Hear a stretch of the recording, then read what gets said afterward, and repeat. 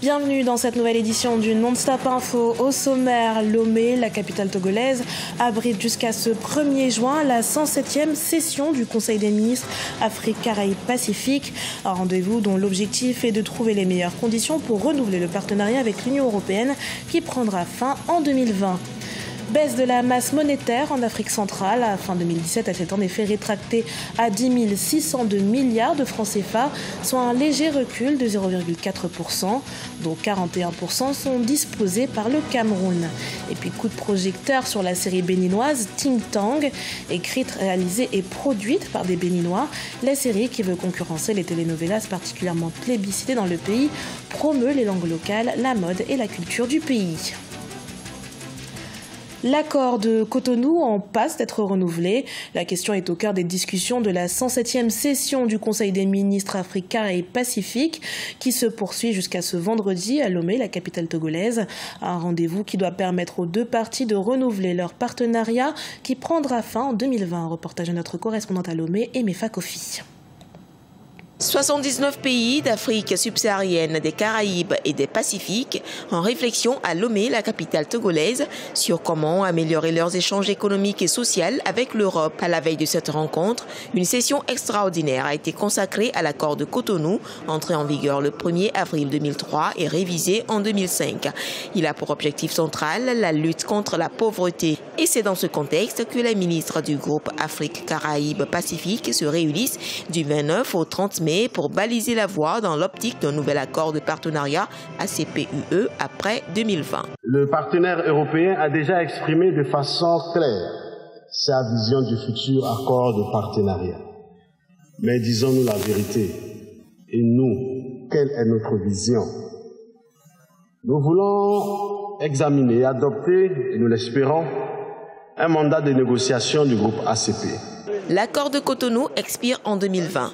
Des avancées ont été notées depuis la signature de cet accord, aussi bien sur le plan politique, économique que social, selon la chef de la diplomatie jamaïcaine et présidente du Conseil des ACP, Kamina Johnson-Smith. Cependant, les inégalités demeurent au sein des États signataires. Du côté du groupe ACP, il y a lieu de souligner pour s'en réjouir une croissance économique enregistrée par un certain nombre de pays.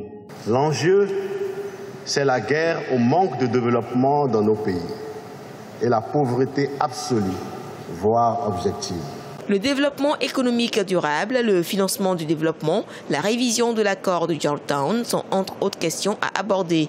L'accord de partenariat économique avec l'Union européenne profite peu à l'Afrique subsaharienne, selon beaucoup d'observateurs. Pour un meilleur développement économique, ces derniers recommandent le renforcement de la coopération sud-sud. Entre 2012 et 2013, le commerce entre les pays d'Afrique de l'Ouest représentait 9% du total des activités commerciales. Polémique autour des propos tenus par le président français Emmanuel Macron à propos de la République démocratique du Congo. Le gouvernement congolais reproche au président français des propos pleins d'ambiguïté tenus lors de la visite à Paris du président rwandais Paul Kagame et son homologue angolais João Lourenço. Reportage de notre correspondant à Kinshasa, Jacques Amvoka.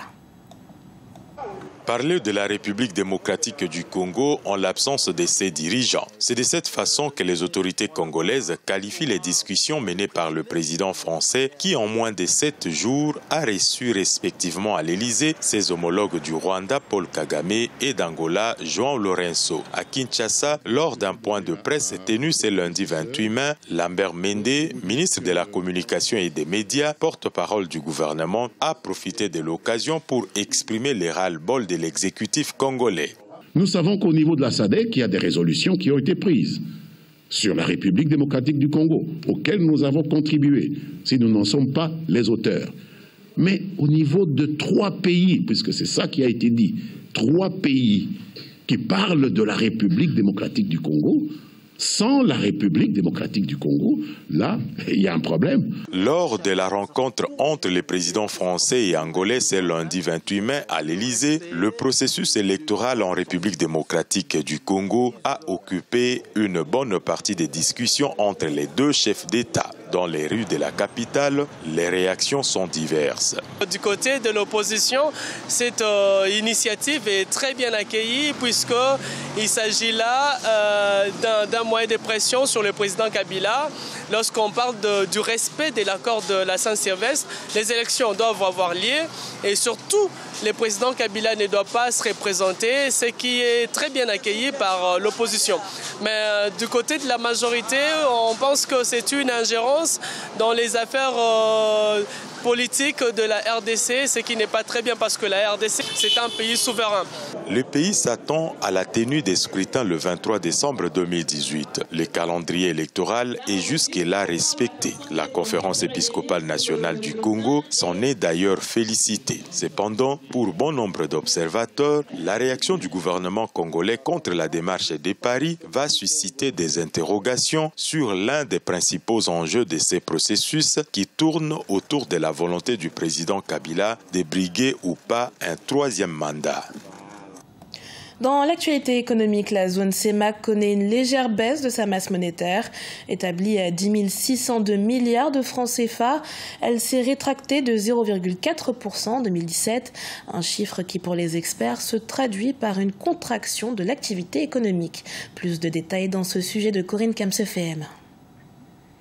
10 602 milliards de francs CFA, c'est le montant de la masse monétaire de la Communauté économique et monétaire des États de l'Afrique centrale, CEMAC, au 31 décembre 2017, selon la Banque des États de l'Afrique centrale. Cette masse monétaire a enregistré une baisse de 0,4% par rapport à 2016. Les contre-performances ont été enregistrées au Congo avec une baisse estimée à 195 milliards de francs CFA. Le Gabon est passé de 2084 milliards de francs CFA en 2016 à 2004 milliards de francs CFA en 2017. Le Tchad aussi fait partie des mauvais élèves avec une diminution de sa masse monétaire estimée à 3%.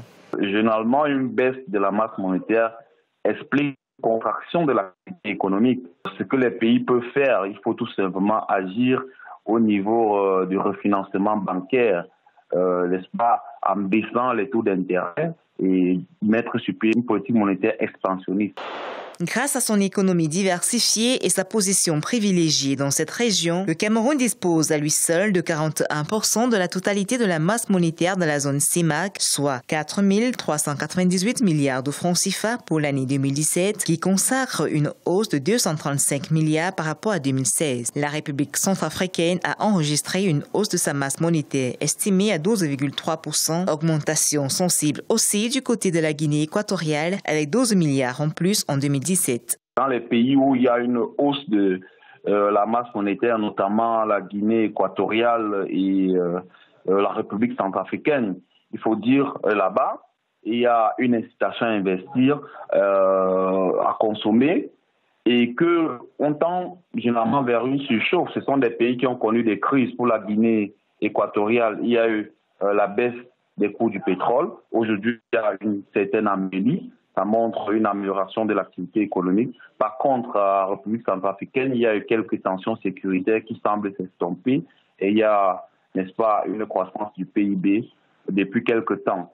La masse monétaire représente l'ensemble des moyens de paiement dont disposent les agents économiques pour réaliser leurs opérations d'investissement, de consommation et d'épargne. Il s'agit notamment des valeurs susceptibles d'être converties en liquidités.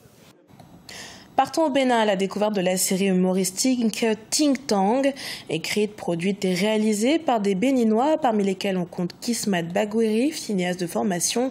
Ting Tang prend place dans un quartier populaire de Cotonou et dans un ton décalé décrit les mésaventures de 7 personnages autour de thématiques actuelles telles que la cybercriminalité ou encore l'immigration clandestine. Reportage de notre correspondant au Bénin, Lefti Ounou, commenté par Cheikh Omar Bandaogo. Au Bénin, la scénariste et réalisatrice Kismat Bagouiri s'illustre dans le cinéma.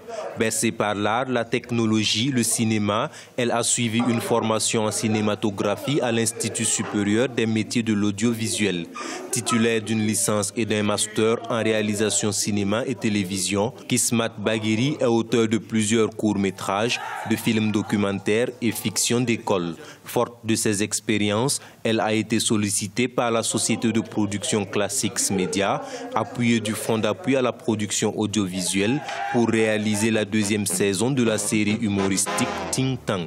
L'objectif déjà c'est d'offrir un programme à la population béninoise dans lequel elle pourra se retrouver, elle pourra passer, voilà, se divertir, voilà, parce que c'est divertissant, vu que c'est drôle, c'est assez convivial, donc du coup toute la famille est regroupée autour de la télé, ce serait agréable de revenir du boulot et de déstresser un peu autour de quelques épisodes de la série.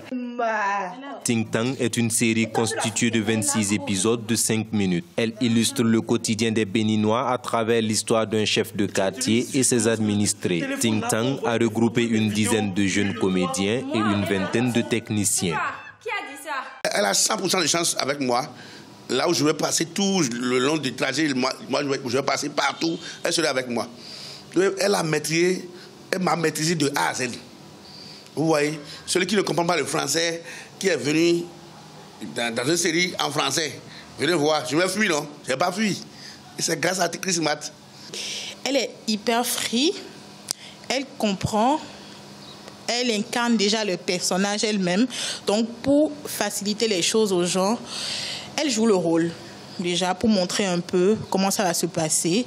Elle nous assiste, elle nous aide, elle nous calme, surtout pour les gens qui transpirent, qui stressent devant la caméra. Selon la réalisatrice, la série Ting Tang promeut les langues locales, la mode et la culture béninoise. Ting Tang sera diffusée sur des chaînes locales, notamment la télévision nationale. Rappelons que Kismat Baguiri est la promotrice du festival Ciné 229 Awards. Il s'agit d'un événement qui récompense chaque année les talents du cinéma béninois. Elle s'active pour la tenue de la 2e édition d'ici la fin de l'année 2018. Ce journal a été préparé par l'ensemble de la rédaction. Merci pour votre fidélité. Dans un instant, une nouvelle édition de l'actualité sur Africa 24.